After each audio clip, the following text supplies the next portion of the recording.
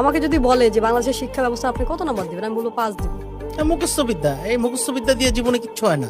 আমাদেরকে কি শেখানো হয়? উত্তর মুখস্থ করা। এটা কোথায় কাজে লাগাবেন?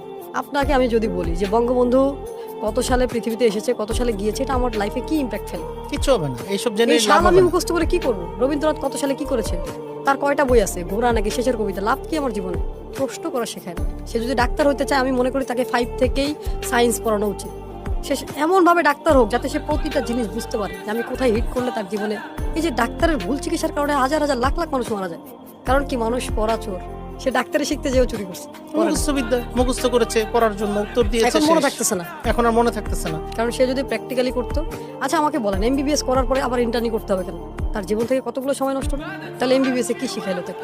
মাস্টার্স পাস করে আবার কম্পিউটার কেন শিখতে হবে? মাস্টার্সের পদ্ধতি মাস্টার্সের ভেতরেই থাকতো ওই সাবজেক্টগুলো, এই যা যা দরকার এই সাবজেক্টগুলো। 20 বছর শেখার পরে ইংলিশ বলতে পারি না আমরা, তাহলে কি ইংলিশ শেখায়? এই শিক্ষা ব্যবস্থা আমাদেরকে শেখায় দাসত্ব।